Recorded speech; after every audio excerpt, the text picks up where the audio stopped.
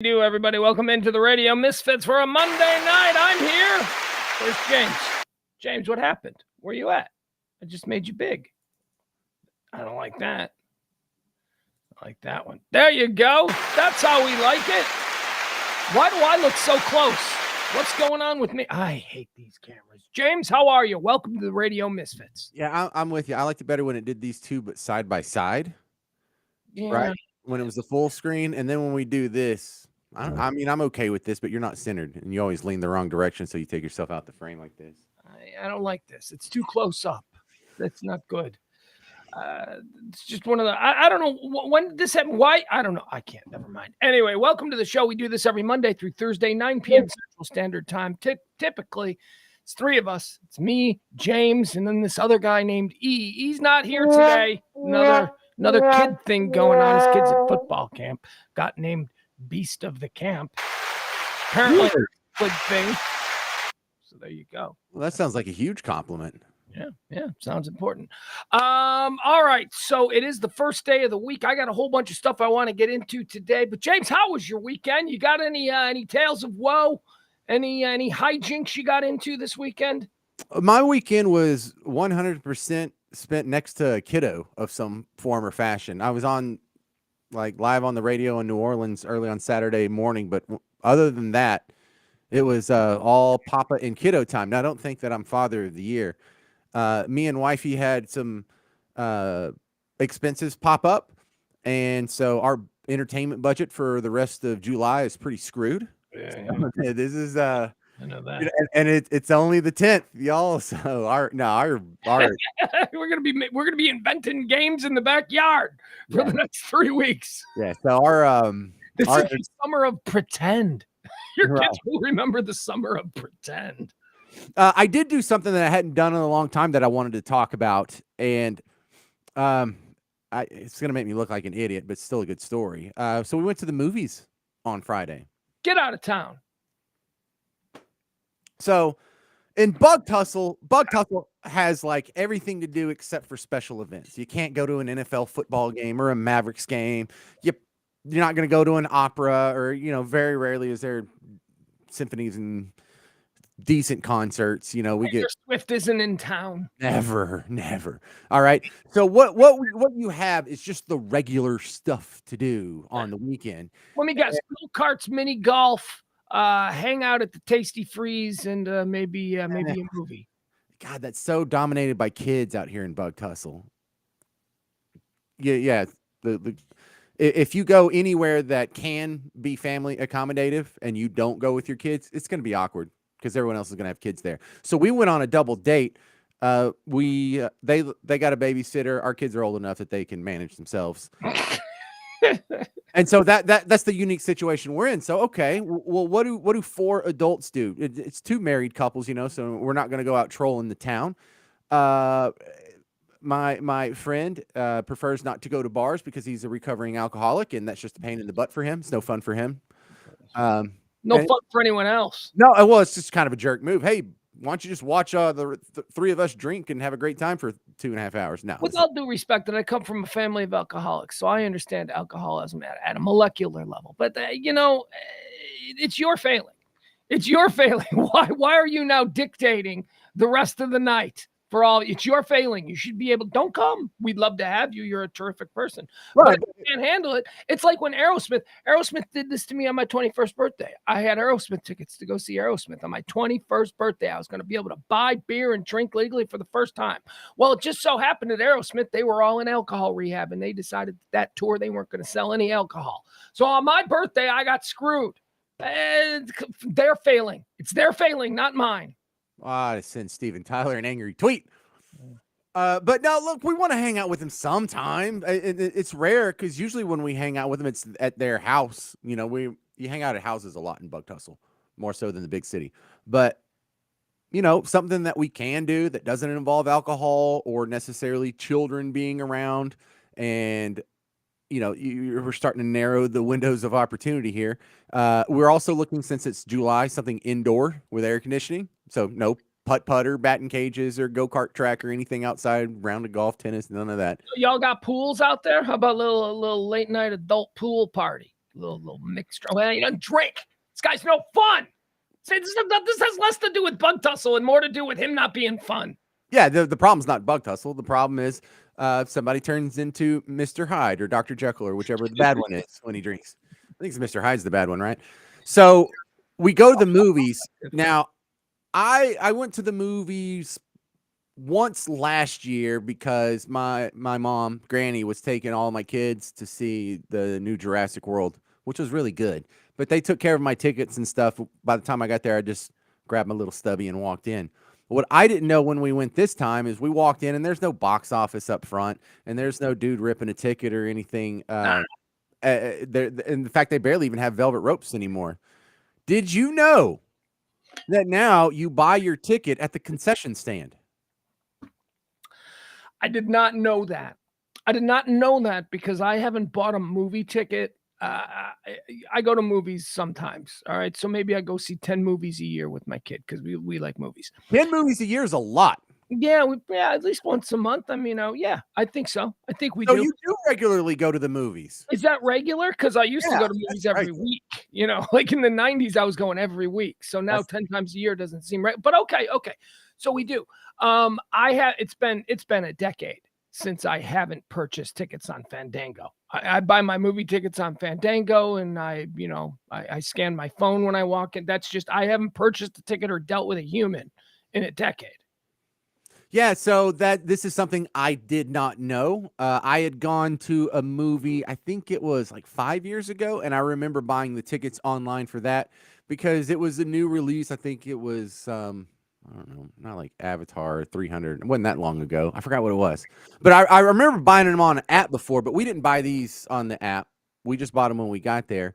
And so we walk in, we go to the concession stand, I order a bunch of food, and the wife goes, "Did you get the tickets?" I was like, "No, you get tickets here, huh?" She's like, "Yeah, that's what we do now." I was like, "Oh, well, I'm old and stupid. We need 2 tickets to go see, what was it? The Jennifer Lawrence movie. No Hard Feeling." Okay. So 2 adult tickets, dude prints them out on the same little receipt printer that your concession stand receipt comes on, hands that to you. And he's like, "Hey, it's that way. Theater 1." Well, is it all stained with imitation butter and, all the other nuisances that are behind the concessions? They don't go dirty up the rolls of printer paper before they use them. It was pristine printer paper. I don't know why you would question it. But here's the weird part. I don't know if this is the normal part or if this is because I live in Bug Tussle, because there's a bunch of stuff that I thought was normal, and then when I moved to Dallas, they weren't doing that, and I was, I thought we did this everywhere. Like, hey, let me ask you a question about your trip to the movie. When you were standing in line at the concession stand, was there a black teenager holding a broom just standing there doing nothing, like at the movies when I go? No, you didn't have that? Well, it must not have made its way out to Bug Tussle. Yeah, so no one ever checked my ticket, scanned my ticket, ripped my ticket. No one, it didn't go over laser and beep anything. There wasn't even velvet ropes that are blocking you from going back into the theater. There weren't anybody blocking you from coming in. If you want to go see a free movie, come down to Bug Tussle, walk in the front door, and just pick a movie. It's no wonder why the theater industry, why that business model is tanking. Well, the honor system works out here. Because idiots were buying tickets. The people in front of me, behind me, because when we got done, I was still waiting for them to, get my popcorn and stuff, and I was seeing what the next people did, and they bought their tickets because they've done this before. They're not idiots like me, and I was kind of thinking, why does anybody even buy a ticket? I still would, and I just thought it was really weird. The honor system, huh? Hadn't seen that in a while. Yeah, I don't know. I love going to the movies. I love the new movie experience. I love the whole, it's like a restaurant with waitresses and they bring you food and stuff, and the chairs are all like the greatest lazy boy you ever sat in. Like they're like just. They have wildly improved the chairs, and one thing that I've not heard anyone point out that needs to be pointed out, at some point in probably 2005, 2010. All the theaters just said, "Man, F it. Everyone's just fat now. Let's just go ahead and widen these things and stop squeezing these fools in like it's some kind of coach airline flight." And the chairs are a lot fatter than they used to be. Of course, they're a lot taller too. They had to do something because they know they're competing against you and me laying in our bed watching a movie. People don't want to leave the house. They don't have to leave the house anymore. So you better make them damn chairs comfortable. You better make it a luxurious experience to get people out of the house. Right. Couple other things that if you don't go to the movies, but like once every 5 years, it kind of slaps you in the face how long the previews are. It's like, damn, this is we're 25 minutes into the showtime and y'all haven't even started yet. I forgot all about that. And they have full-on commercials now. Full-on commercials, like whether it's a Coca-Cola commercial or whatever. Verizon. Full-on commercials. Like I'm sitting at home watching TV. What the is that about? Yeah, but do you recall back in the day when you would even rent a movie on VHS and there would be previews just trailing for 12 minutes or so before the movie? And sometimes you would skip it. Sometimes it was part of the fun, like, oh, well, let me see what's coming out if it was something new. Right. But I think that pretty much went away with DVDs because everyone skips forward. Right. And that's something I hadn't subjected myself to in a long time is 25 straight minutes of previews. I was sick of it by the time it was done. Well, coming attractions or trailers or whatever, I'd always considered that a part of the theater going experience. If I don't, I mean, I consider myself late if I walk in while there's trailers going on. I have to walk in when the lights are still up and that trivia game is on the big screen. I have to play a couple of rounds of trivia in order to feel like I have truly arrived and I'm going to see the entire theater. I love who is it? Who's the girl? Who's the girl that talks to us now from the aisle? Well, I don't know what kind of movie theater you went to. I think she does like Cineplex or whatever. Something. I went to an AMC. Is it Nicole Kidman? I think it's Nicole Kidman. Yeah, every movie. She did do that, right? Yeah. Nicole Kidman just sitting there having a little conversation. I like it all. It's all part of the experience.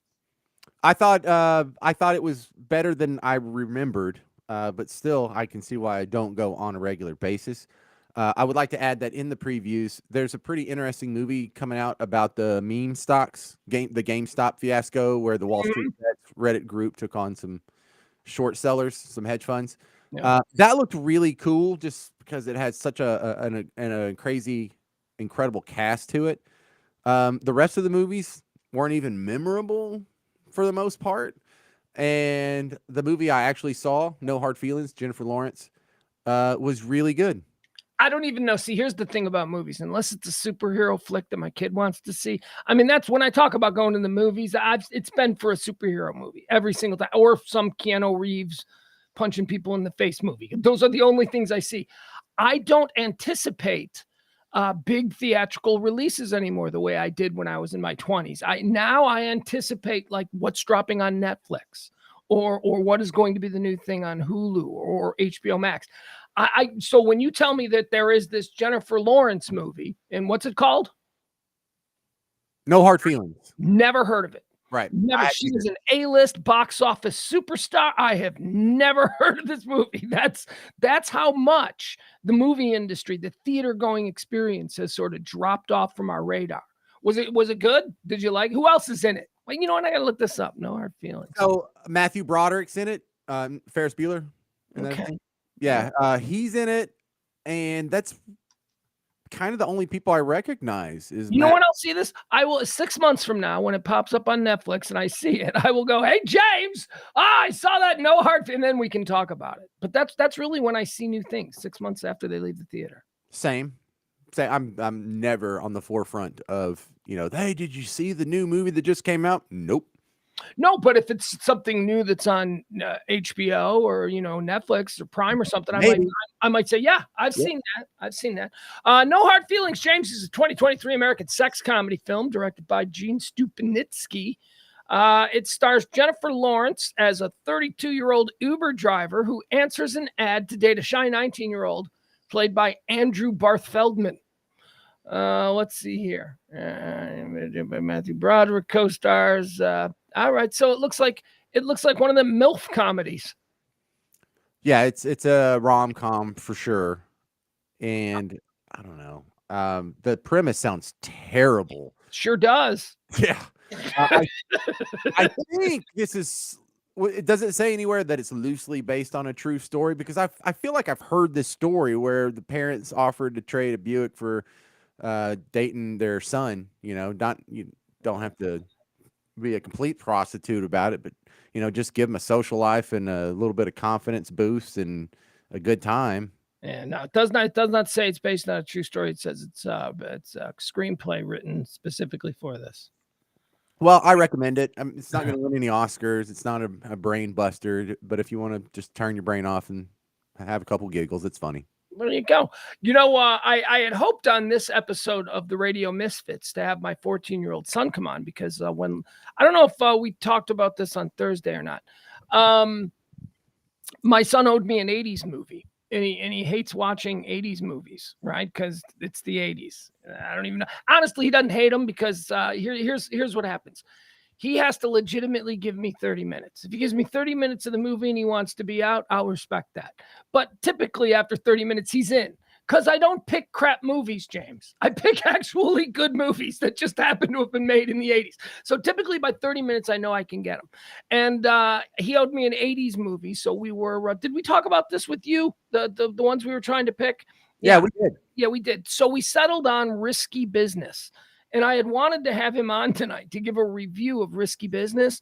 But unfortunately, he's got things going on. He's a young teenager with, apparently people on Discord to talk to. I don't know what, seriously, I don't know what he's doing. But he doesn't want to do it. So I had a couple of observations, James, about Risky Business. Now, have you ever seen the movie?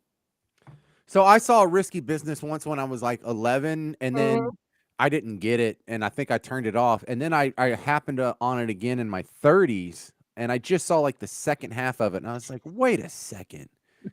Damn, y'all nasty. It's a very nasty movie. It's the entire vibe of it, the entire, like the idea, it speaks to what I like to describe as the lawless era before the year 2000. Like there were nobody was tattling on anybody in the 80s and in the 70s. And if a movie became a hit, it became a hit. Nobody could cancel it because there was no way to cancel. This movie, James, there's actually one extended scene in this movie. The premise is that Tom Cruise's parents go out of town. Tom Cruise takes his dad's Porsche out. He accidentally dumps it in the lake. He's got all of these expenses now to pay for his dad's Porsche while his dad's out of town. So he decides to turn his home into a whorehouse for a weekend. And he invites all of these prostitutes and they throw a big party. And he basically runs prostitutes out of his house. He invites all of his friends. Now, he's a junior in high school, so he himself is only 16 years old, which they make clear when they talk about how long he's been driving. Right, so there's just statutory all over the place. That's like rape and like all just awful shit. But there is one prolonged scene where the party's raging on. And he's invited everybody from the high school. And there is a comically small child who looks to be about 10 years old. And he's got big giant glasses and a bow tie on. And you get the impression that, oh, okay, this is a kid who's supposed to be in 6th grade, but he's a genius. So he's been sort of, Poindextered. And now, so he's sitting on the couch at this party and like a grown-ass 35-year-old prostitute sits down next to him and she like climbs on his lap. And it's funny. And I'm watching this and I'm going, nobody in 1983 thought maybe a depiction of a 35-year-old prostitute trying to have sex on a couch with a 10-year-old. No, there were no rules, James. And I don't even know that there needed to be. I'm glad there weren't. You know what? I enjoyed Risky Business. It's a funny movie, but there are definitely some shit in there that would not pass muster today. Yeah, we have to remember this was just a few years after the legendary Blazing Saddles came out. And I just, younger people don't understand how hilarious we find it that Baby It's Cold Outside gets canceled for being too racy when we were raised on Risky Business and Blazing Saddles and whatnot. But I am constantly, because I wasn't really coherent in the like when this movie came out, I was 7. I didn't know what was going on. Even when I saw it at 11, a few years later, I didn't get it. I didn't know what was going. I didn't know what prostitution was really. Hey, these girls will pay you if you kiss them, or you pay the girl and she'll kiss you. So when I go back and I try and reassess the stuff I saw as an adult from the 80s, the amount of cocaine usage I assume that was happening just keeps going up and up and up. Right. Like I remember, being like 20 or so and finally meeting people that are on cocaine and seeing how they acted and their little weird idiosyncrasies and the people that did it long term, what they turn into, And so it started making sense to me. It's like, oh, this is what was going on during the 80s. This is why you're all wearing, I don't know, spandex and unitards and leggings. And now I get the movie Flash Gordon. Yeah. Or now I get Tron. This is what was behind that. Right, but as I get older, it's never leveled off for me. It's like the more I learn about the '80s and cocaine and drugs in general, the more I think, oh no, not, they were doing even more cocaine than I thought. They were just doing even more than I thought just 5 years ago. The level of cocaine they must have been doing in the '70s and '80s Oh, is now off the charts. I would caution you though in drawing those comparisons between Risky Business and Blazing Saddles, because the default thing about Blazing Saddles is oh, you could never make that today. And I push back and say you absolutely could make Blazing Saddles today. And one of the reasons that Blazing Saddles has survived as long as it has without being canceled is because I think when push comes to shove in discussing that movie, you come down to the very real fact that it's satire, that it is making fun of that way of thinking. Risky Business, that was gratuitous, James. It was just, isn't it funny that this 35-year-old prostitute go bang this 10-year-old? Ha ha, it's the 80s. That's so it's a little bit different. Mel Brooks was being very focused in his satire. He was making some social commentary about the way people, So I think those two things are a little bit different. I find people who pretend that Blazing Saddles is offensive to be incredibly boring and stupid. Blazing Saddles isn't offensive. It's fascinating. Well, we don't know anybody that actually thinks that. There may be some people that say that out loud in a public forum in order to escape criticism, but no one's really offended because everyone understands we're not promoting racism. We're clearly making fun of racists. It's hysterical and thought-provoking. It is not racist. They don't. Mel Brooks is a. Never mind. So, in the rearview mirror, what's your thoughts on Blue Lagoon? Because I remember there was some fuss when that came out, but I didn't understand it at the time because I was like 6 when that came out. I don't know. This came out in 1980. I was 2. Blue Lagoon. You're talking about Brooke Shields and I don't know, the blonde guy with the Andrew Ridgely or something. I don't know. He never went on to do anything else. Christopher Atkins. There you go. Like I said, never went on to do anything else. That was just, that was a Romeo and Juliet story.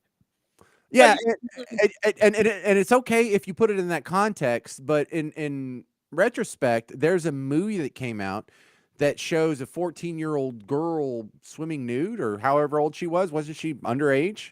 And so, like, I didn't think it was a big deal when I saw it, because I didn't see it certainly when it came out, but I might have saw it when I was in my 20s. But now that I have kids and I'm in my 40s, I'm like, hang on a second, there's that's not cool. You can't just have child pornography thrown in the middle of a movie, but it is art. And then you have the Donatello's David, which is a little boy naked, and is that really child pornography? And so it's Romeo and Juliet were 12, 14 years old. I think they were both 14, weren't they? I thought it was 12. I thought Juliet was 12, but you might be right. So, I would say with Blue Lagoon, I don't remember if there was any gratuitous sex. I know there was nudity. There was nudity, right. There wasn't gratuitous sex. She lived, they lived in a Blue Lagoon. They were shipwrecked.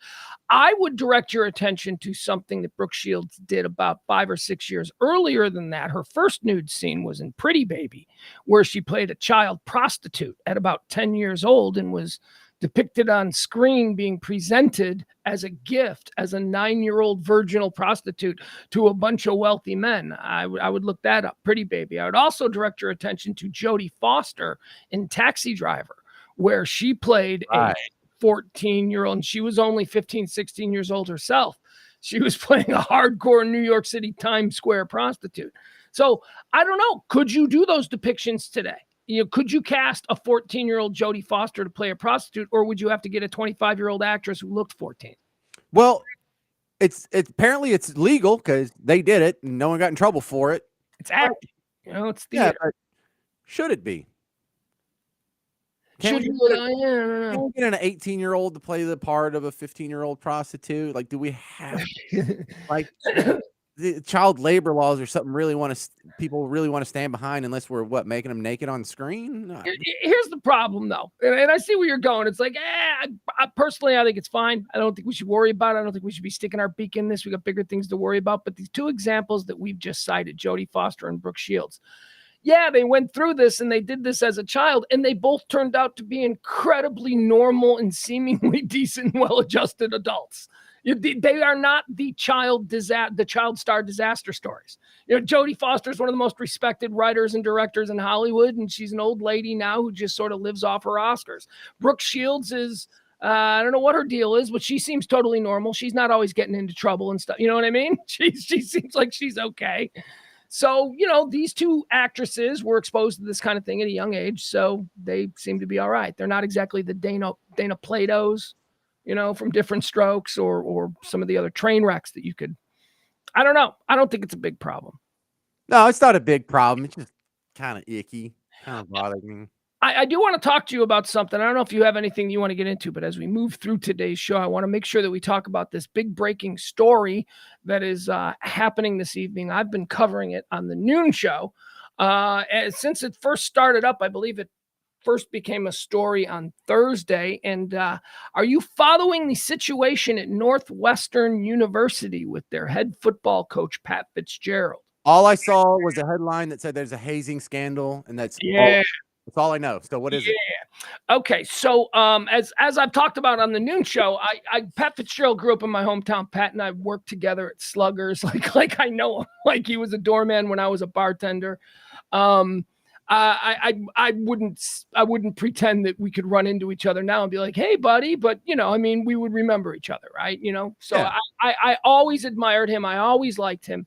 He is essentially a superhero in the Chicago area. He's a local kid who played for Northwestern when Northwestern was good. And Northwestern had 40 seasons of 2 wins, right? And then finally they got good, and he was the captain, and he was the best defensive player in college football. He won the Bednarik Award, all of these things. And then he breaks his leg before the Rose Bowl, and he's this emotional lead. Anyway, he has this incredible career playing at Northwestern. He comes back years after not making it in the NFL. He comes back and he turns out he's going to be he's a defensive coach now. The coach, Randy Walker, the coach suddenly dies, just drops dead. This is like 2005 or something. Randy Walker drops dead. Tragedy on the campus of Northwestern University. Pat Fitzgerald, 29, 30 years old, the youngest, 29, 30 years old, God at the school because of what he did as a player, is elevated to head coach of Northwestern football. He sends him to, I believe, 10 straight bowl games. He wins.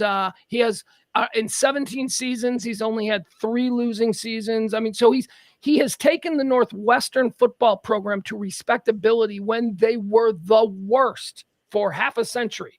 They were one of the worst major college football programs. Somebody's got to be a doormat. Well, that was Northwestern. So he's a god. When the Green Bay Packers were hiring Matt LaFleur, they interviewed Pat Fitzgerald. When the Chicago Bears, before they went with Matt Eberflus, they talked to Pat Fitzgerald. So he is one of these guys. The players absolutely adore him. He walks on water. Last year was a terrible year for Northwestern. It was a down year. It's a destructive year. So last year they only won 2 games, and so it was bad. But other than that, he walks on water, and they absolutely love him. So what happened was there was a story that emerged. Last November of 2022, a former player alleged that there were hazing instances occurring within the football team. The university did an independent investigation. They hired an incredibly well-respected Chicago law firm to do this like heavy-duty investigation into these claims. What the law firm found and responded or reported on last week, Thursday, I believe they released their report. They found that the claims made by multiple students regarding institutional hazing on the football team were correct, that there was evidence to support this, and that there was also evidence to support that the head coach, Pat Fitzgerald, this god at this elite university, this god, he was aware of it. Okay, so that became a big thing. Now, on Friday, after that report came out, University of Northwestern suspended Pat Fitzgerald for 2 weeks. They said, we're suspending him for 2 weeks starting right now without pay. We don't believe this hazing stuff is something that is going to be a part of this in the future, and we need to stop it right now. He's suspended. Everybody, myself included, I'm on the High Noon Show. I'm going 2 weeks during off season. That's not, he's on vacation anyway. That is not a suspension.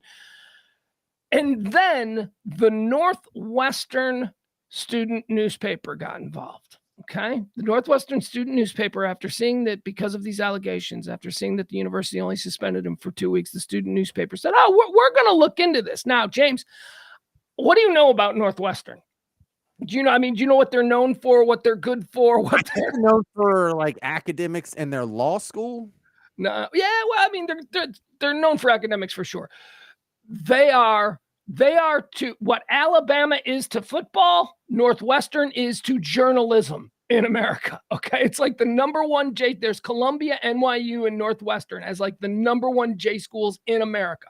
Half the people that you see on TV, whether it's Fox or whatever, they all matriculated through the Medill School at Northwestern. So my point is this: it's a bad school to be trying to sweep something under the rug at, because these kids are the cream of the crop of the next generation of journalists. So the Northwestern newspaper over the weekend published this expose. James, oh, the details here. Well, let me bring you up to speed on here. I just saw this because it was just updated this evening. Pat Fitzgerald's Wikipedia page. Pat Fitzgerald was suspended for 2 weeks on July 7th by Northwestern University President Michael Schill because an independent investigation conducted by the law firm Arndt, Fox, and Schiff appeared to confirm allegations made by a player in November that hazing included assaults by varsity players, and that Fitzgerald was aware and made hand gestures that indicated that freshman players should be physically and sexually assaulted by older players.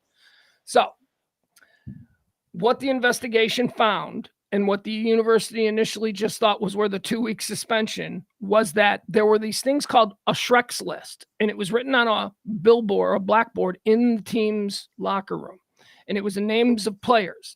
These players that appeared, their names appeared on Shrek's list, got ran. Ran is something that they would do to you. You know what getting run is? Getting run is, are you ready? You get held down, you get stripped naked, you get held down, and then a bunch of older kids get naked and they start rubbing and dry humping and rubbing their genitals all over you. Okay, so that's what happens when you get ran. And when you're on Shrek's list, that means you're about to get ran. What this investigation found was that Fitzgerald not only knew about this list, but when players would screw up in practice, he would go up to the player, make a hand signal that all the players understood to mean Shrek's list, and then that player's name would suddenly appear on the list and they would get run. So the student newspaper uncovered that he was not only aware of this bizarre, now we can talk about whether or not it's sexual assault. It's just weird, man. It's just weird. What is all this homoerotic stuff that these meatheads in locker rooms seem to get into? I don't understand it. Fast forward to tonight, Northwestern fired him. It completely shocked the Big Ten. Everybody's like, oh my God, this must be way worse. James, there was also something known as the car wash, where a number of upperclassmen would stand naked in rows. I would stand here, someone would stand here. Then next to me, someone would stand here, and someone would stand there. And then next to them, you know what I mean? So there was a row. Everybody's naked. The guys in the row would lather up with soap. And then somebody who was in trouble would be forced to strip naked and run down the row into the shower while the people who were standing there swirled around like a car wash, rubbing their soapy bodies all over the bad player who made a mistake. That was called the car wash. Wait, is this the football team or in the theater department? This is a football team, which is... I played both, and this sounds more like my theater friends than my football friends. What the... I mean, I just don't understand it. And now, look, I know that I should be upset about, oh, Fitz is fired and all that. Whatever. This sounds like really stupid stuff. And, you know, whatever. I don't care. He'll end up in the NFL. He sure as hell ain't going to get hired in another college, because this whole thing comes down to him endangering the students. And they're in the college in America that's going to pay him $50 million, which is basically what he was making. He's one of the highest paid coaches in the Big Ten. Anyway, I want to show you this here. This is so ironic. It sucks so bad. Yeah. Here, let's watch the ESPN story. This is how ESPN broke it this evening. First, we'll do this, and this will be a little bit better background than probably what I was. Yeah. Okay.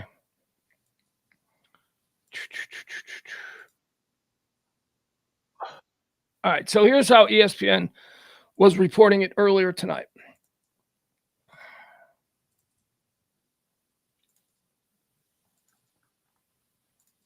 Tonight, Northwestern considering harsher discipline for head coach Pat Fitzgerald following disturbing hazing details going public. I think it's everything from a multi-game suspension to some type of outright dismissal, but it's certainly a very, very tense and difficult situation right now at Northwestern. 4 days after Northwestern ended their 1-11 2022 season, the university received an anonymous complaint about hazing on the football team. The school hired a third party to conduct an investigation which found that his claims were largely supported by the evidence and that while no specifics were provided, participation in or knowledge of the hazing was widespread across players. Last Friday, the school suspended Fitzgerald for 2 weeks without pay. Hours later, the Daily Northwestern got a tip from the now former player who made the complaint. He felt that it wasn't fair to the people involved with this story to kind of have the details of it swept under the rug. He also shared with us that he felt that the sanctions imposed on the team were more of a slap on the wrist. The former player told the Daily that he informed investigators he was subjected to an activity called running, where older players would restrain younger ones, often freshmen, in a dark locker room and engage in sexualized behavior. The former player also said teammates had to perform other naked acts in the locker room, and that Fitzgerald knew about the hazing. The way that this has impacted him and other players is probably the most difficult thing to hear about. It's not just, this happens and everyone's able to move on. This is long-term impacts that we're seeing on these players, and it's saddening for everyone involved, I think. Hours after the newspaper's report, NU President Michael Schill said he may have erred in his initial punishment. An attorney who has litigated a number of hazing claims says the legal problems may just be beginning for Fitzgerald and Northwestern. I think this is a slam dunk case against Northwestern because you're jumping in with the benefit of a 6-month investigation performed by a top flight attorney that has already led the university to conclude that it was wrong, that there were opportunities for Northwestern to discover the hazing. All right, so that's basically the story, but I do want to show you one more thing, James. Then James, go ahead and run with it. I want to show you something. Is this it? Oh, boy. Yeah, okay. All right. This is something from a year ago, James. There was another allegation of hazing with the Northwestern football team.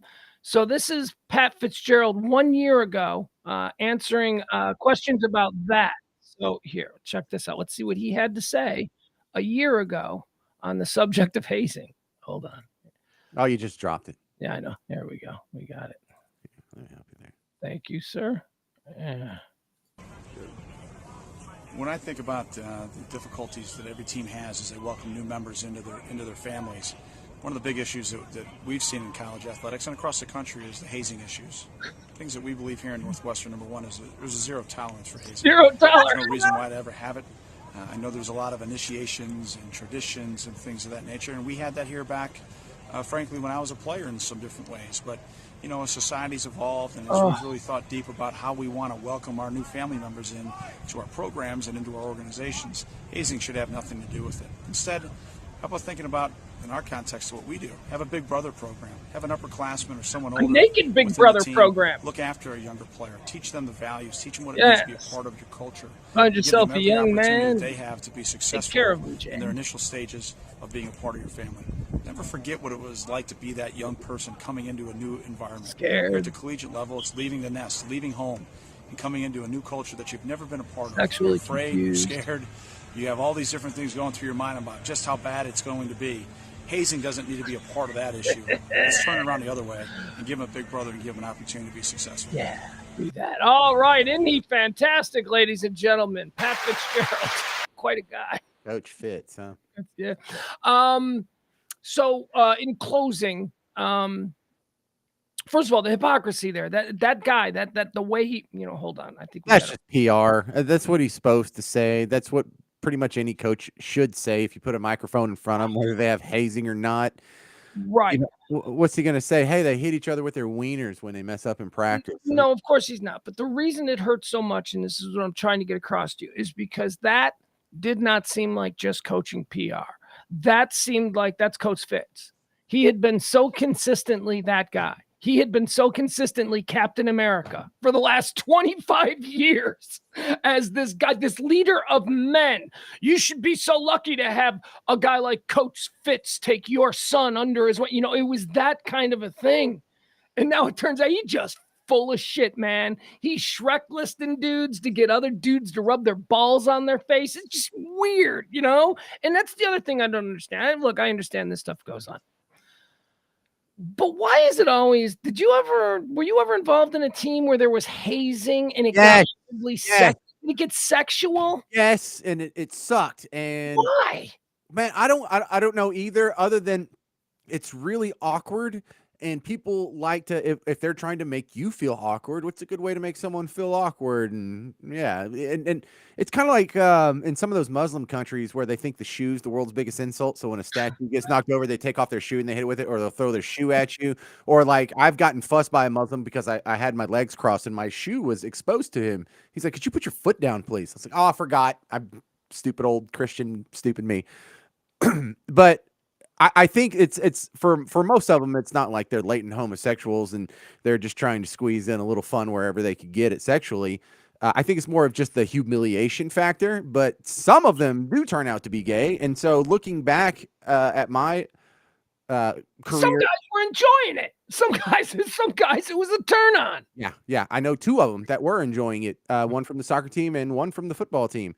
And that running doesn't sound entirely different than what my high school soccer team, that you would just get humped and there was no nudity involved, but to initiate new guys, it would be something that had to be done in public. It's not like something that would be done in the locker room. It would either be like in a practice. And when we were practicing in the bus loop, there was like the JV was here, the varsity was here, the girls team was over there, the girls JV was over there, so there was people around.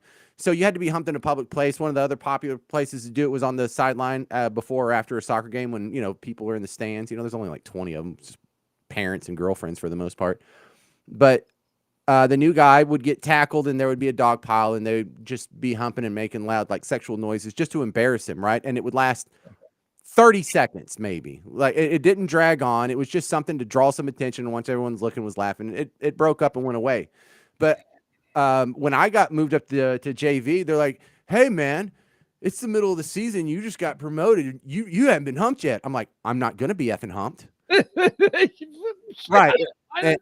And if you're my friend, you're not going to participate in the humping. And for the other half of the team, who's definitely not my friend, because you're not friends with everyone on your team, you have downright enemies on your team. I'm like, I'm just going to start punching. And if y'all can tackle me and restrain me the second you let me up, I'm going to go elbow everyone in the goddamn head who does this to me. And there's no ifs, ands, or buts. Y'all know I'm insane enough to do it. And if I don't beat you up that day, I'll just find you one day in the hall and I'll hit you in the head with a fire extinguisher. And so, oh, geez, you were that guy, huh? Oh my God! How'd you graduate on time? That guy almost never graduates on time. For the record, I was a little guy when I was growing up, so I had to have a big mouth. And about once every 2 or 3 years in Buck Tussle, you have to do something crazy. It's like being in prison. You have to find a big guy and just beat the crap out of him so everyone leaves you alone. And so people have seen me pick up a blunt object and hit other people with it at this point in Bug Tussle. So when I say I'm going to hit you in the head with the fire extinguisher, they're like, let's go hump Greg, right? They don't argue with me because I was psycho. Greg, what's wrong with you people saying things like that? That's absurd. So the football team had their little rituals too, but they would do stuff that the soccer team was just more hesitant about nudity, period. Right. Yeah. But there was some hazing that went on that was attempted to where they're like, this is just a tradition that they've always done at Chapel Hill. And it stopped when I was there because someone got hit in the head with a football helmet. There was some dude that got beat up really bad in the showers. There was another hazing incident that happened in Jacksonville, not the one in Florida, but the real one over here. The good one. The great one. The one in Texas. Yeah. The tomato festival, Jacksonville. No, there was a freshman who had gotten hazed at the football team in Jacksonville when I was in high school, and he beat the crap out of some senior, like one of their star players, with a helmet, like just. Oh no! Yeah, just beat him up after football practice behind the field house when no one could help him. And so that actually that shook a bunch of people. It didn't really even make the news, but we all knew it. So hazing, that was my high school hazing experience, where if you want to make a big enough fuss, you can avoid it, and you do not have to be a part of it. And if your team thinks that you're even slightly okay with it, just the slightest little approval, then you're asking. You had just put down the wall and say, no one's doing this to me, period. And then when I got to college, there was something similar, but it was different. Now we're talking about like frat hazing and freshman hazing, and they were trying to haze some of the freshman athletes too. And I didn't put up with that either. They were like, get in the truck. I'm like, I'm not getting in the truck. We're going to force you to get in the truck. I'm like, well, how many friends do you have? Because I don't think all three of you can do We're it. fist fighting because I'm going to start throwing hands, and I'm probably getting my ass kicked, but oh well, not the first time for that. Right. Let's And what do you think is going to happen when you do force me in the back of the truck? You think I'm going to sit there? Do you think I'm not going to torment you for the rest of your life? You got some sodium pentothal? How are you going to knock me out? Can we address what Jeff commented there in the comments? I don't know if he's kidding or if that's something. I don't know. I wouldn't put anything past you rural folk. You guys seem, did you see what he wrote there? We think this is what city people do, because I've heard the cracker story, but I don't know anyone that will admit that they were ever a part of it. The worst thing I heard was some of my New Orleans friends that went to college down there. They got hazed, and they had a toilet that they put a banana in earlier in the day. And so if you leave a banana in a toilet, it gets kind of soft and fuzzy and apparently feels like doo-doo. And so they would blindfold their pledges and tell them that you need to pull the turd out of this toilet. Right? Okay, that's fun. That's fun. There's nothing wrong with that. I can get behind that. That's not gay. That's not painful. There's no assault involved. That's just a mind F. And that's the kind of hazing that I still don't want to be a part of. But that's almost like, man, that's acceptable hazing. That's just people pulling pranks on each other. Hazing kind of overlaps with just pulling pranks and giving people a hard time and just picking on the freshmen. But see, all the hazing that I experienced in my high school and in my years with teams and all that kind of stuff, there was never any. I mean, I guess the most homoerotic hazing ritual would have been the Grundy or the nuclear Grundy, as they used to call it. Grundy is just where you get a lesser person. You get them by the back of their underwear and you hang them up on a hook. A wedgie, yeah. Oh, okay. What did I call that? A Grundy? That may be a Midwestern word for it. But yeah, so you get them. A Grundy is where you get hung up on the hook, or so you're dangling, and that's pretty painful. But James, that's more about pain than it is about sexual humiliation, right? That's more about this is gonna hurt. Let me address Ross Rubio here, because I will admit that there are a lot of people who participated in the hazing. There were a couple of guys there was only like 2 or 3 guys on the soccer team that participated, and we all thought they were weird. But you know what, Ross, you're not wrong. I see a lot of people that really enjoyed it. I see people that tell their stories about when they got hazed at their fraternity or on their football team or basketball team or whatever, and how it was hilarious. And my brother-in-law has funny stories. It doesn't involve the car wash or getting ran like that, but I do enjoy hearing the stories about other people get hazed. I just don't have a personality where I can handle that. It's probably a shortcoming of me, because I wish I could enjoy it. No, it's not. It's you and me both. And you know what it has to do with? It has to do with neither you or me are willing. And it seems like even as far back as our teens, we're never willing to just become supplicants to somebody else. I never like the pecking order of whatever, you're doing this because I'm a senior and you're a freshman. I never bought into any of that stuff. I always thought that was absurd. And yeah, some people just go along with it because it's part of the culture of where they grow up. And, my big brother went through it and my cousins went through, like the dazed and confused ritual of where they're chasing them around town with paddles, right? That's very, very a part of wherever it is that you come from. So I get that. But I just couldn't ever do that. I could never, in the moment, my ego as a kid was just so big that in the moment, I could never let you think you could do this to me.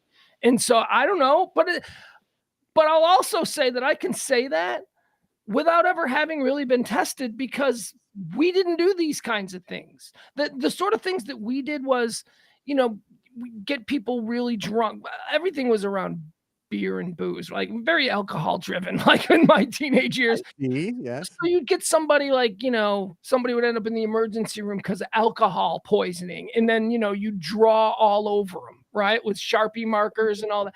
It was never like, we didn't even have, because there weren't cameras, we didn't even have the, we'll take a picture of my balls on his head. That thing that was big when cameras first started coming on phones and people. Oh, there was a strong teabagging phase there. Yeah, I'm big. glad It I was never big. participated in that one either. There are 0 pictures of my junk. No, I've never been involved in a teabagging incident. I don't think we did that between, say, 1985 and 1995. I don't think it was We don't do it now. There was this very specific window, like the car phone. It only existed for 10 years. Yeah. very homoerotic. Boys have gotten very homoerotic, is my point.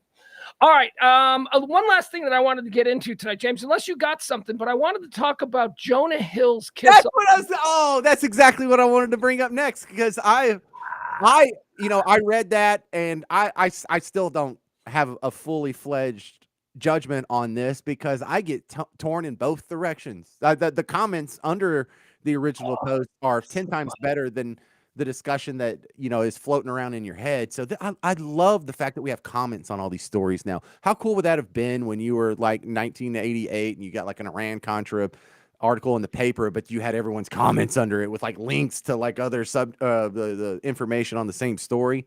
So cool. And I love this one because I could talk about this for hours with my kids. Yeah. So here's the situation. If you're not up to speed, Jonah Hill was trending over the weekend because apparently what's that?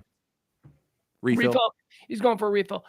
Jonah Hill was trending over the weekend because he recently broke up with professional surfer and model Sarah Brady, who lovely lady, lovely girl, much younger than him. Jonah Hill, I didn't realize he's a man in his 40s now.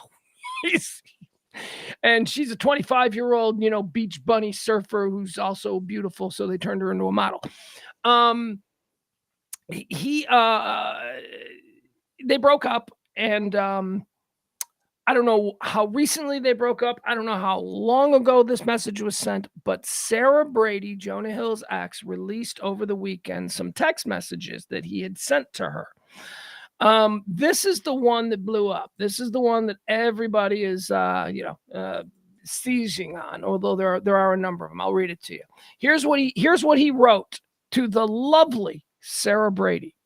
He said, "If you need surfing with men, boundaryless, inappropriate friendships with men, if you need to model, to post pictures of yourself in a bathing suit, if you need to post sexual pictures, if you need friendships with women who are in unstable places and from your wild recent past, beyond getting a lunch or a coffee or something respectful, if you need any of these things, I am not the right partner for you. If these things bring you to a place of happiness, I support it, and there will be no hard feelings.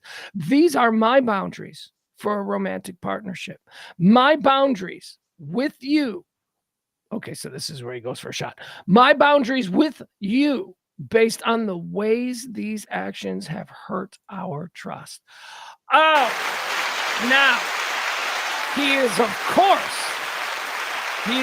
course, being destroyed as a controller, a Svengali, a manipulator of the mind, a guy who, James, first of all, give me your thoughts.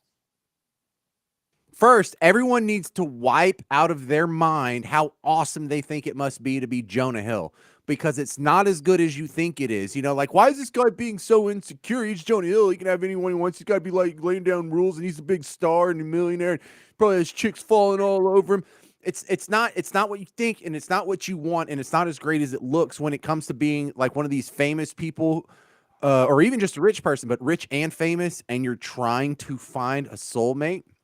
Like, one of the big problems you have is, how do you trust that anyone actually loves you? They don't just want your money or to be married to a movie star or a celebrity. They don't just love you for you. How are you sure that they actually love you? So that is the conundrum that I have seen secondhand, because I'm certainly not rich nor famous, but we've been adjacent to many of these people. And have you talked to them about their relationships and their difficulty in finding a legit, honest partner? No, you have that concern. I don't think that's a concern that is shared by a lot of these people. Someone like Jonah Hill is incredibly charismatic. I bet he's charming as hell. And the fact that he's famous, the fact that he's famous gets him in the door with the type of woman that maybe if he was changing oil at Jiffy Lube would never give him the time of day. But he still has to close that deal.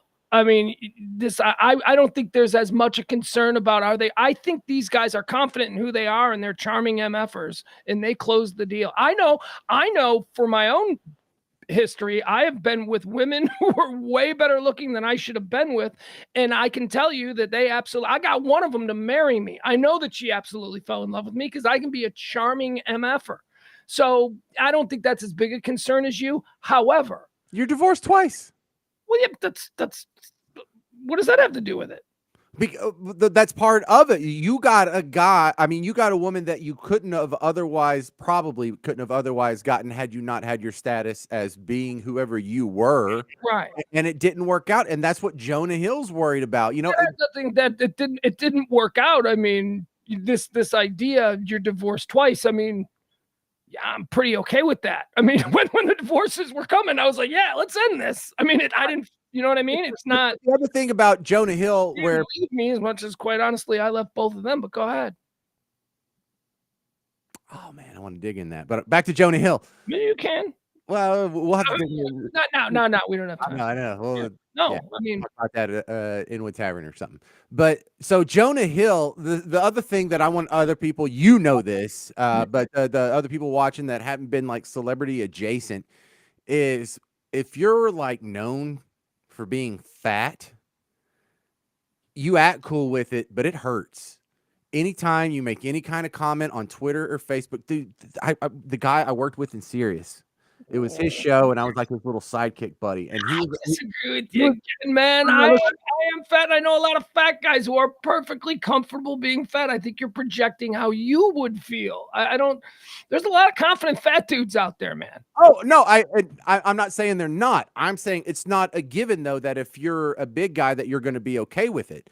And I'm not saying let's not make the assumption that Jonah Hill is one of those guys, because I was amazed. This guy I worked with in Sirius, he wasn't fat, but he was just overweight enough that if he made a comment on social media that someone disagreed with, the first thing they would always go at is calling him a fat ass, or, maybe if you could not use gravy as a beverage or whatever. But it was always there, and you were constantly being reminded of this shortcoming, and it's not the most attractive trait you have, and people make fun of fat people and it's looked down upon, and you're thought of it's not sexy. It's not sexy being big. So don't just assume that the persona of Jonah Hill that you see in TV, like in Lord of War or, in movies, that he's this super hyper confident guy, whether it's Wolf of Wall Street or whatever. He is a regular person that is capable of all the same insecurities as the rest of us. Just because someone gets rich and famous doesn't mean these insecurities magically go away, even though if you and I got rich and famous, that a lot of them would go away. But I think people are making a lot of assumptions about Jonah Hill that just are cold. Well, this was my first response to this when I read this, I think on Saturday afternoon when this story started to break. All these people were like, I like Jonah Hill so much, and I can't believe what a controlling monster that he is. And the first thing that I put out there was, you people thought Jonah Hill was cool? What about Jonah Hill? What have you seen Jonah Hill do where you've gone, that's a cool guy? His entire brand is a disingenuous fast talker who's very transactional and always trying to make moves. It's so yes, this is like right on par. That's even the speak, like Jonah Hill in a movie where he's trying to be a manipulative prick, as he often is.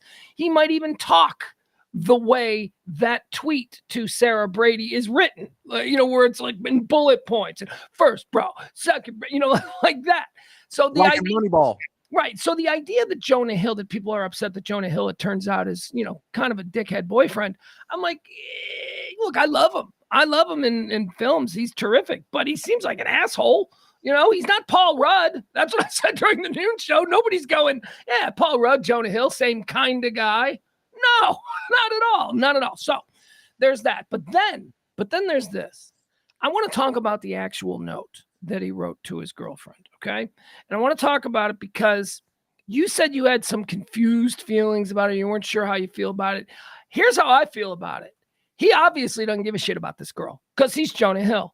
And he could walk into any Hooters restaurant from coast to coast, and he could walk out of there with the best-looking Hooters restaurant chick that night, right? He still has that going for him because he's maybe not in L.A., but you drop Jonah Hill into Tulsa, for a night, you think he can get laid? Do you think Jonah Hill can get? Of course he can. So he's got that confidence. And what I read from that note is, yeah, this is his way of breaking up with you without him having to be the bad guy who breaks up with you. This is him telling, he knew that these terms would never be acceptable to you. He knew, he doesn't give a shit that you think that, look at how manipulative he's being. Yeah, he is being manipulative. And I think he understood that there is no way that she would accept those terms. I think he wanted out. It's a poison pill. Like he doesn't want to break up. He wants her to break up based on this. I'll tell you something I learned here and this is why I like the comments, because people know things I don't know, of course. And how many people have you seen point out some of the language that he used is straight out of therapy textbooks, therapy pamphlets and sessions? So when I first read that, I didn't recognize the language, but I actually did go click through some links in the comment section, and I was educated a little bit about some of the terms he was using, or where they go like assertively set boundaries, and they kept taking quotes. There were a lot of pull quotes that were in the Jonah Hill text message that do show up in these sort of rundowns and these pamphlet bullet points of from therapy sessions. And so that was something I learned today. Jonah Hill. Well, let me illuminate you a little bit more on this. Jonah Hill recently released a film on Netflix a couple of months back where it's a documentary about his relationship with his therapist. And it's been widely criticized because it seems like a crazy here. Yeah, you think I'm kidding? Here, wait. It's been criticized because it seems like a wildly inappropriate relationship that he has with his therapist. Well, I thought everyone was just giving me the inside scoop. So a bunch of people have seen this Netflix show that I didn't know about, huh? Yeah. I thought there was a bunch of therapy experts, and I felt dumb. I was like, all these people know all this inside stuff about therapy, and I'm just learning. No, it's a Netflix show. That makes more sense. Here, watch this. Here we go. I'll pull it up. And that's why a lot of people were like, "Oh my God, he is using all of this crazy therapy speak." Thank you. See, this is why I like talking to you about that, because I didn't know this part of it. Yeah. And a lot of people are accusing this doctor, this therapist that Jonah Hill made this movie about and is lionizing as this incredible, doctor. A lot of people are saying this is wildly inappropriate. And Jonah Hill might be in the middle of a Brian Wilson situation where Brian Wilson was under the thumb of Dr. Eugene Landy. The Svengali scenario. Yes.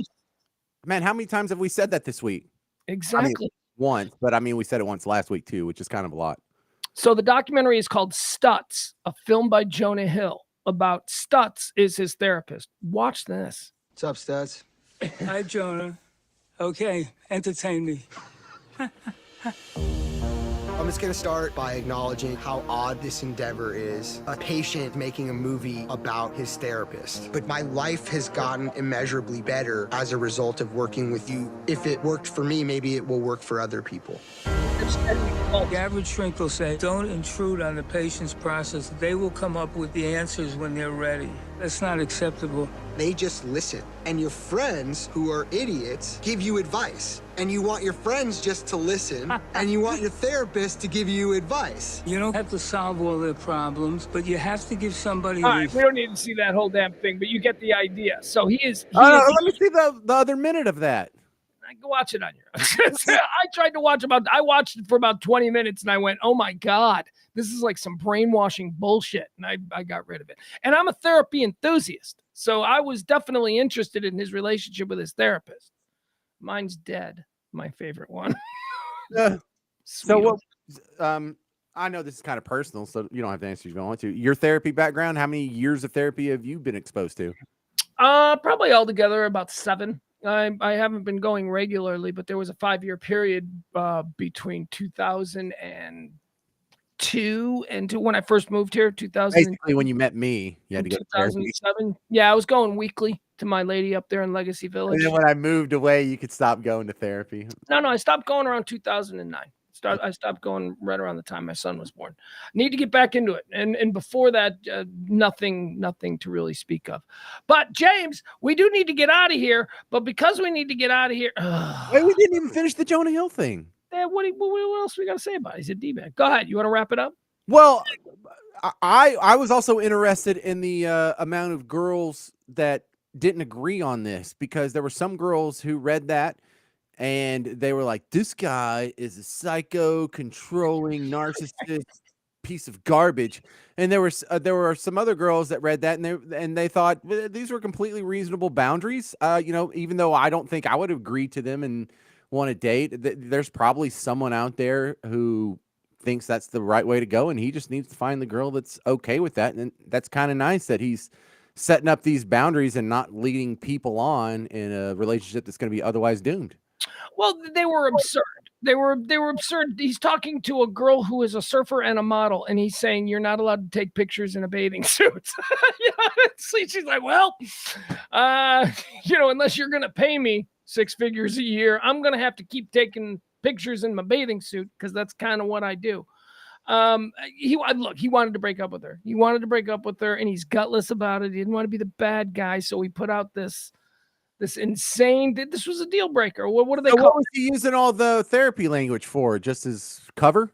Yeah, just to show that, he's not being thoughtless about this, that all of this stuff is important to him and his well-being and his mental awareness, and it's just being nonsense. No, I think it might be sincere. I think he's just not good at it yet, because maybe this Svengali guy is like, here's what you have to do. You just have to set boundaries with girls. No, that's terrible advice. And that's boundaries suck. And that's the problem when we're talking about Jonah Hill. It is difficult to give him the benefit of the doubt when sincerity is the issue, because he is so insincere in everything that we know him for. James, we got to get out of here. We got to. But as we like to end each and every show with a little game that's sweeping the nation called Whose is Bigger? That's right, James.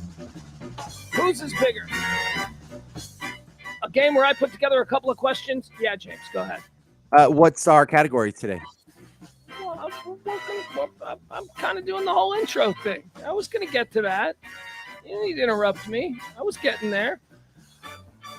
Whose is Bigger? The game that we play each and every night at the close of this show, where we ask a couple of questions regarding whose is bigger. Now, this could be in any category. We have done things such as divorce settlements, net worth, album sales. James, tonight's category of whose is bigger: who has been convicted by the IRS and has a bigger tax debt?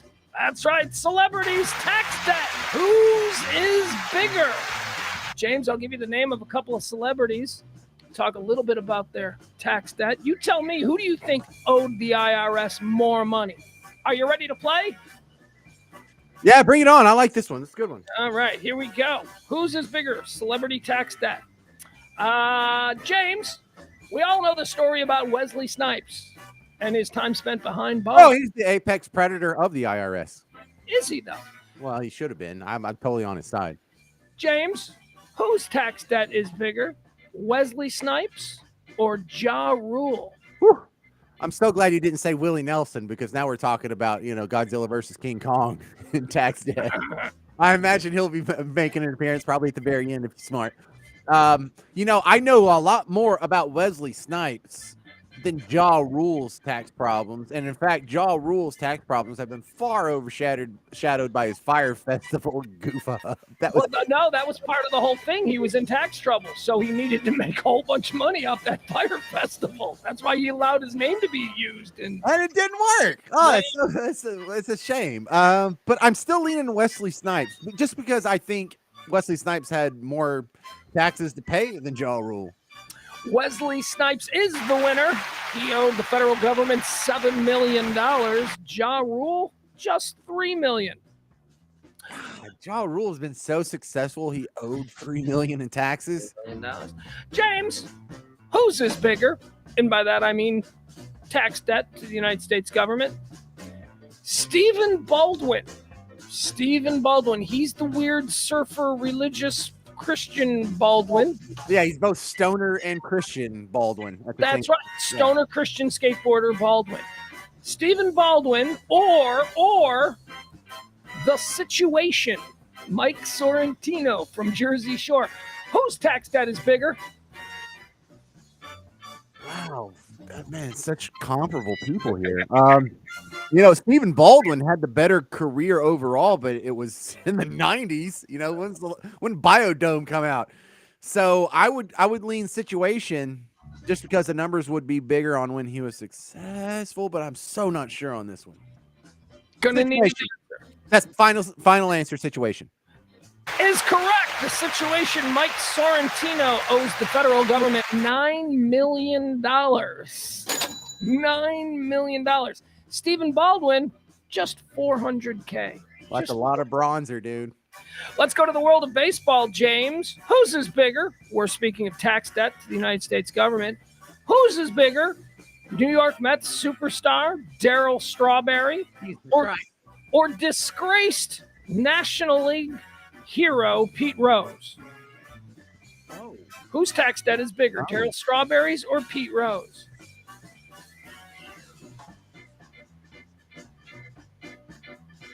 Are we adjusting for inflation? Yes. Darryl Strawberry. Darryl Strawberry is correct. Darryl Strawberry's tax debt to the United States government was $500,000. Pete Rose, a paltry $350K. That's nothing. Yeah. Let's move to the world of R&B, hip hop. All right. Whose is bigger? And by that we mean tax debt to the United States federal government. Lauryn Hill's tax debt to the United States government? Whoever she's going against. Or Fat Joe? Fat Joe or Lauryn Hill? Who owes more to the federal government? Whose is bigger? Damn, as much as it pains me to say this, I think Fat Joe has had more commercial success than Lauryn Hill and therefore could roll up a bigger tax debt. But I've heard more about Lauryn Hill's problems because she's also had mental problems and so tough. Lauryn Hill's crazier, but Fat Joe's richer, and that's my conundrum. Give me Lauryn Hill. Oh, so sad. So sad. I really thought you would go with Fat Joe. Fat Joe owes the United States government $3 million. Lauryn Hill just $1.5 million. I've heard more about Lauryn Hill, though. But, wasn't she committed at some point, involuntarily in a mental institution or something like that? No, she kind of fell off the face of the earth. All right, here we go. Just a couple more categories here in Whose is Bigger. James, in the category of tax debt to the United States government, whose is bigger? Joe Francis of Girls Gone Wild. Oh, okay. Or season 1 Survivor champion Richard Hatch. Richard Hatch or Joe Francis, whose tax debt is bigger? Remember Richard Hatch? He was the guy that ran around naked and he was gay. And it was 2000, so people being gay wasn't like it is now. It was kind of still a big deal. What's the Girls Gone Wild guy? Wasn't he on the Pugs and Kelly show? Wasn't he a guest at some point? No, he was friends with Richard Hunter. He was not. We never. That's what it was. Okay. We never booked him. He was a creep. Yeah, the king of the creeps. He's apex creep. And give me apex creep. Joe Francis? Yes. Oh, so sorry. Joe Francis's tax debt to the United States government was $500,000. Richard Hatch, $1 million. $1 million. I thought Richard Hatch won $1 million. He did. Yeah, I think you know what the first. I don't even. Was it even that, or was the first season $250,000? Yeah, right. He ended up making other money. He just didn't pay taxes on anything. That's probably it. All right, here you go. We've got 2 more categories. You mentioned him earlier, so we're going to bring him up now. Whose is bigger? Talking about tax debt to the United States government. Whose is bigger? Is it Willie Nelson or is it Nicolas Cage? Oh, damn. Oh, Nicolas Cage is like the Moby Dick of the IRS. I just assumed whatever Willie Nelson was going to be would be the apex, but no. In fact, dude, I mean, Nicolas Cage made he tells the story about how he was making a movie a month for like $10 million each just because he was paying. He did a lot of bad movies and he was doing them just to pay off his IRS debt. City of Angels, It's Gone in 60 Seconds. These were not movies he would pick. So Nicolas Cage in New Orleans built a pyramid. And man after your own heart. Oh, it's great because he built it specifically that's where they're going to entomb his body when he dies. And bankruptcy, debt collection law says you can't go after any assets that are around burial plans.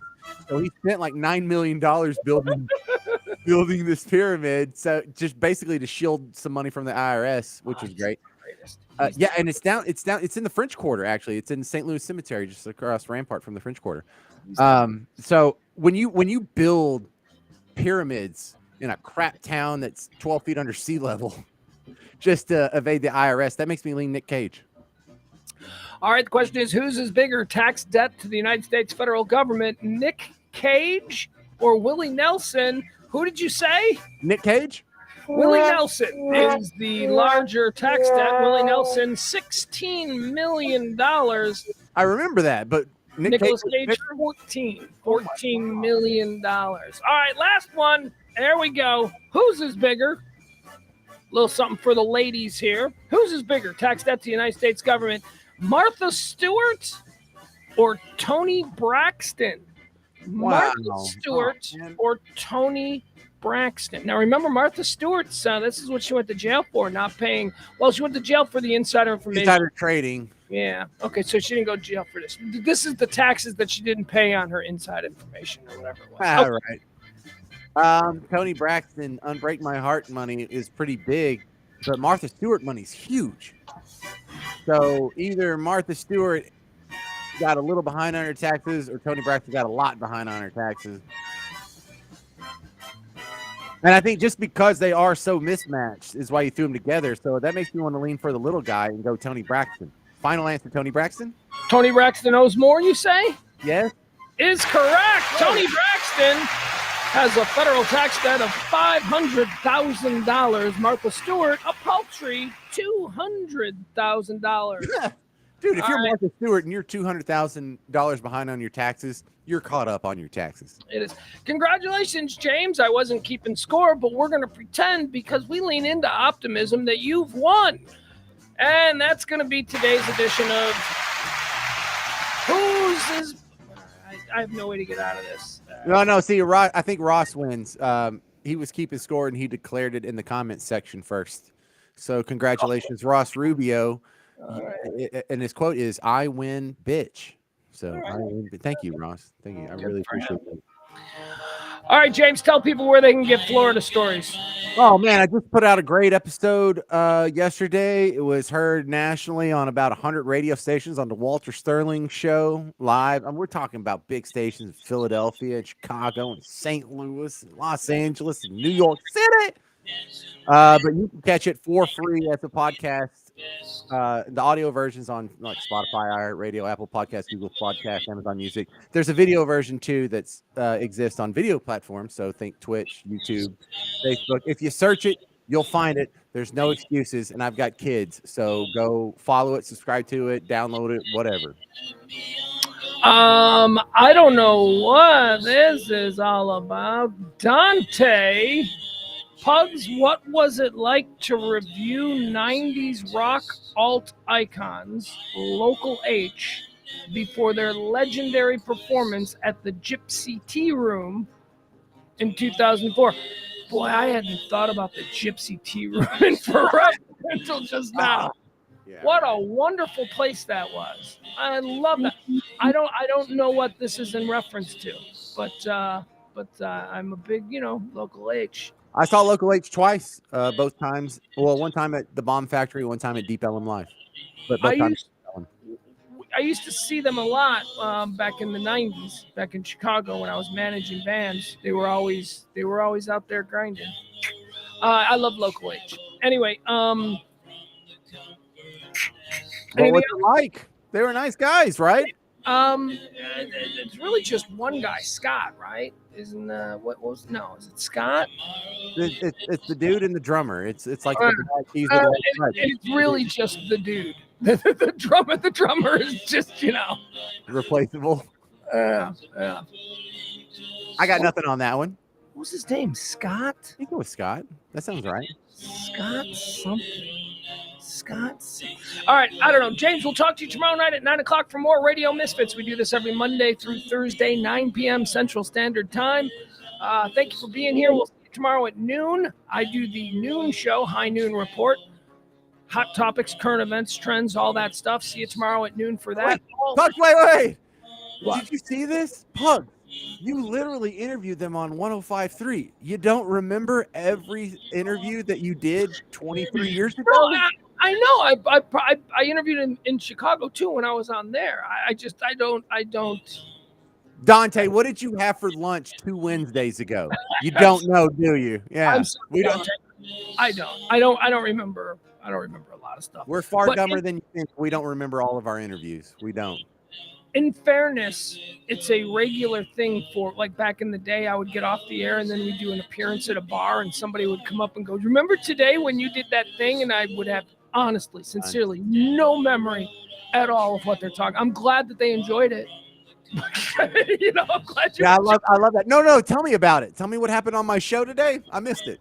I remember. Yeah, I love that. Isn't that funny though? Because we do miss it. Because when you're in it, when you're creating it, you're not really paying. You're not listening. You're just kind of going with the flow. All right, bye, James. Bye, everybody. See you tomorrow. Bye.